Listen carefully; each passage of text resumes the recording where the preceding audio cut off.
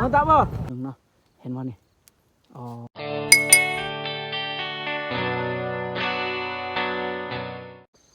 สบายดี FC ทุกคนพังลาวแล้วก็พังไทยแล้วก็ต่างประเทศไปนำเด้อมื้อนี้อยู่กับซองอายพากโดเส้นเก่าเส้นเคยสิพา FC ทุกคนไปเบิ่งว่าอายพากโดสิไปยามกลับเด้อทุกคนเด้อเพื่อให้ FC ได้เบิ่งว่าอายพากโดสิได้จักโตกันให้ FC ทุกคนไปติดตามไปนำกันเด้อในช่วงที่อายพากโดสิพาไปให้ทุกคนเนาะติดตามไปนำกันเลยเรื่องการเดินทางของอายพากโดเด้อเอาแน่เดินทางของเฮามาตัดกันเด้อ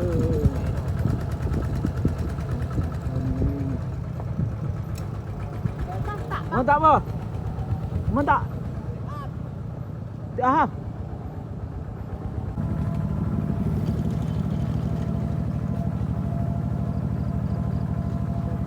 เดินทางไม่ต้องเดินทางต้องช่วงอยู่ในช่วงการเดินทางเนาะช่วงในการเดินทางเด้อโอเคเนาะนี่ก็แม่นช่วงในการเฮาเดินทางเด้อทุกคนเด้อ FC เอ้ยทุกคนที่ว่าเพื่อเป็นกำลังใจให้นี่เด้อเพื่อให้อายปากโดสิได้บ่หรือบ่ได้เนาะเพราะว่าตอนนี้อายปากโดก็ได้ออกจากไห้อายปากโดเด้อสิไปหายามกลับไปนำกันพี่น้องว่าอายปากโดสิได้จักโตเนาะอันนี้ก็แม่นบอนที่อายกับปากโดสิไปเนาะให้ติดตามไปนำกันว่าสิได้จักโตบ่โอเคเนาะทุกคนเนาะเฮาสิไปพุ่นเนาะสิเข้าไปในพุ่นเด้อเฮาสิเข้าไปในพุ่นเพราะว่ากลับของเฮาอยู่พุ่นเนาะว่าเฮาสิได้จักโตเนาะทุกคนเนาะให้ FC ไปเบิ่งกันว่าเฮาสิได้บ่หรือบ่ได้เนาะก็เลยเดินทางเนาะทุกคนเนาะเดินทางเด้อทุกคนเด้อโอ้ต้องมุดเด้อทุกคนเพราะว่ามันก็ยากหลายเนาะเส้นทางของเฮาก็ยากเลยทุกคนเด้อโอ้ยากไปเนาะโอ้ไปแล้วทุกคนได้แล้วตัวนึงเนาะตัวนึงเห็นบ่เอฟซีเห็นบ่นี่โอ้ได้แล้วเนาะได้แล้วตัวนึงทุกคนเด้อโอ้มานมือนี้เนาะได้แล้วตัวนึงเนาะเห็นบ่นี่อ๋อเห็นบ่เอฟซีเห็นบ่โอเคเนาะแม่นได้แล้วเนาะยังเฮาสิไปพูดอีกต่ออีกเนาะทุกคนเนาะให้ติดตามไปนำกันว่าเฮาสิไปทางใดอีกเนาะและเฮาสิเข้าไปปู้นเนาะอันนี้ได้แล้วตัวนึงหนูทองขาวเด้อหนูทองขาวโอเคไปกันเลยโอเคเราจะเดินทางต่อไปเด้อทุกคนเด้อเราจะเดินทางต่อไปว่าเราไปยามต่อว่าเราจะได้บ่หรือว่าบ่ได้เนาะให้ FC ไปติดตามเบิ่งว่าการหาอยู่หากินของอายพากโดนี้ได้บ่หรือบ่ได้เนาะคันได้ก็ให้ลุ้นนำประกันถ้าบ่ได้ก็บ่เป็นหยังเนาะมื้อนี้บ่ได้ก็มื้อหน้าก็ต้องได้แหละเนาะทุกคนเนาะเพราะว่าความพยายามเนาะมันบ่อันนั้นดอกว่าเขาพยายามแบบใดเนาะทุกคนเนาะนี่ก็แม่นฮอดเลยเนาะฮอดจุดไปเนาะทุกคนโอเคเนาะทุกคนเนาะเฮาสิเดินทางไปเด้อเฮาสิเข้าไปเนาะทุกคนเนาะนี่แม่นเฮาสิเข้าไปแล้วเฮานี่เดินทางของเฮาเนาะว่าเฮาสิได้บ่หรือว่าบ่ได้เนาะทุกคน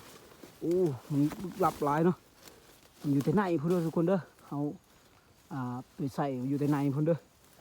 จะเดินทางสิได้บ่หรือบ่ได้เนาะทุกคนให้ไปรุ่นนำกันเนาะอยู่พุ่นเนาะอยู่พุ่นเด้อทุกคนเด้ออยู่พุ่นเด้อว่าสิได้บ่หรือบ่ได้เนาะให้ FC ติดตามเบิ่งว่าเฮาได้บ่หรือบ่ได้เนาะโอ้คนเอ้ยติดตามไปนำกันเด้อว่าเฮาสิได้บ่โอเคเนาะฮอดเลยนะมานเห็นบ่ FC เห็นบ่ดิโอ้ตัวยังนี่ FC ตัวยังนี่ตัวกระหอกบ่นี่ตัวกระหอกบ่ FC เห็นบ่โอ้เห็นบ่โอ้คักมานวันนี้มาหลายเนาะนี่เห็นบ่ทุกคนโอ้ขอบใจเด้อโอ้คักมานหลายมื้อนี้ที่ว่าได้เลยเนาะได้2ตัวเลยเนาะทุกคนเนาะเพื่อให้ตอนต่อไปให้ FC ไปเบิ่งอีกอยู่พุ่นเนาะเฮาสิยังสิไปเบิ่งอีกว่าสิได้บ่แต่ตอนนี้เขาได้แล้วเนาะ 2 แต้มเลยเนาะทุกคนเนาะวู้สุดยอดนี่แหละความตั้งใจของอายเผากระโดเนาะความตั้งใจอยู่ไสความสำเร็จก็จำย่อมอยู่เท่านั้นเนาะทุกคนเนาะบ่ได้มื้อนี้ก็มื้อหน้าแต่ว่ามื้อนี้ได้ก่อนเนาะโอเคจัดไปทางอื่นอีกไปอีกเนาะทุกคนโอเคเนาะทุกคนเนาะโอ้สรุปก็คือได้2 โตเนาะทุกคนเนาะได้2 โตเนาะทุกคนเนาะขอบใจเด้อFC ทุกคนที่ติดตามแล้วก็ให้กำลังใจเนาะได้2 โตมื้อนี้โอ้พอกินอยู่มื้อนี้เนาะถือว่าโอเคหลายทุกคนเห็นบ่ได้2 โตแต่ว่าจนว่าเขาจะไปใส่อีกแต่ว่าเขาสิใส่แบบใดก็ให้ติดตามเองเด้อแต่ว่าครับมื้อนี้เขาได้2 โตสิไปแกงให้อ่าให้พี่น้องได้กินในคนในครอบครัวของอายเผากระโดได้กินว่าเขาได้2 โตนี้เขาเฮ็ดหยังแดเนาะให้คลิปนี้ก็จบเพียงเท่านี้เนาะอยากฝากให้ FC ทุกคนติดตามแล้วก็กดไลค์กดแชร์เพื่อเป็นกำลังใจให้อายเผากระโดเด้อเฮ็ดคลิปต่อไปหาปูหาปลาหากินแบบธรรมชาติก็ว่าได้เนาะทุกคนเนาะ หากินแบบธรรมชาตินะสำหรับอายเผากระโดเนาะบ่ได้สู้อยากเด้เพราะว่าเฮาบ่มีเงินบ่มีต้นทุนเนาะทุกคนเนาะแต่ว่าเฮาต้องเฮ็ดแบบนี้เฮาหาแบบนี้เนาะเพื่อให้กินแต่ธรรมชาติกินของแซ่บๆสำหรับอายเผากระโดเนาะคลิปนี้ก็อยากให้ทุกคนติดตามไปเด้อว่าเฮาสิเฮ็ดหยังแหน่คลิปนี้ก็จบเพียงเท่านี้เนาะและอ้ายเผากระโดขอกล่าวคำว่าสำบายดีโอเคเนาะทุกคนเนาะอันนี้ก็แม่นส่วงเฮ็ดอาหารเด้อส่วงเฮ็ดอาหารกับนี่เนาะเห็นบ่นี่ตัวนี้ตัวกระแตเนาะแล้วก็ตัวหนู2 ตัวแล้วก็แกงกระดูกงัวเนาะพี่น้องบ่นี่สิให้ FC ได้เบิ่งเด้อว่าเอาแกงหยังแดแกงกระดูกหยัง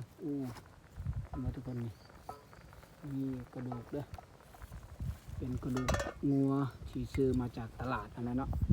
แต่ว่าเอามากินบอนที่เราเห็ดนี่แล้วเนาะบอนเกี่ยวข้าวเกี่ยวน้ำบอนทำมาหากินนั่นแหละหาได้ก็มากินเองนี่แหละเนาะหาเองกินเองแล้วทุกคนเด้อโอเคขอบใจไปเบิ่งตอนต่อไปเลยเนาะว่าเราจะกินข้าวเลยเด้อไปเบิ่งตอนกินข้าวเลยอันนี้ก็แม่นช่วงกินข้าวเด้อทุกคนเด้อมากินนับข้าวนำอายเบาเมยอายสุเผากระโดเนาะอายเผากระโดเนาะพี่น้องเนาะมากินนำกันเด้อเห็นบ่หนูหอมเนาะพี่น้องเนาะ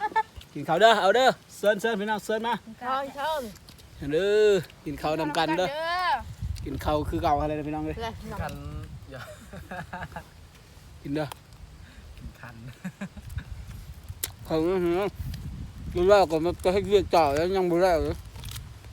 นี่แหละอาชีพของอายเผากระโดเลยพี่น้องเด้ออาชีพก่อนนี่แหละเนาะหากินปูกินปลาใช่ไหมเนาะกินหนูกินอย่างแหละเพราะว่านี่แหละนะนี่ก็กินนกกินปลากินเนาะตามประชาคนดอยเนาะตามประชาคนดอยนี่ก็เป็นกระดูกหมูมึงไงกระดูกหมูงามอย่างนั้นทำกระดูกแล้วถ่ายคลิปเอาเลยเอาเลยกูยังกองมึงแซ่บเนาะอาหารมีอาหารแซ่บจะเป็นอาหารธรรมชาติอาหารหนูเนาะอาหารหนูเป็นอาหารที่แบบโคตรแซ่บเลยเนาะมึงทำพอเลยอาหารเนาะโอเคอ่ะไปกินไปเลยเนาะสบายดีสรุปเนาะทุกคนเนาะที่ว่าสิ่งที่พี่น้อง FC ได้เบิ่งได้รับชมได้เบิ่งคลิปของอายเผากระโดนั้นก็เป็นวิถีชีวิตของอายเผากระโดที่หาอยู่หากินตามธรรมชาติเนาะก็อยากมาสรุปให้ FC เบิ่งว่าสิ่งที่ FC ได้เห็นหั่น FC ได้เบิ่งนั่นก็แม่นวิถีชีวิตของอายเผากระโดเด้อหาอยู่หากินธรรมชาติเนาะแล้วก็อยากฝากให้ FC ทุกคนเพื่อเป็นกำลังใจให้อายเผากระโดเฮ็ดคลิปต่อไปเด้อให้ติดตามแล้วกดไลค์กดแชร์แล้วกดคอมเมนต์ให้อ้ายเผากระโดได้เพื่อเฮ็ดคลิปต่อๆไปเด้อคลิปนี้ก็จบเพียงเท่านี้แล้วขอกล่าวคำว่าสำบายดี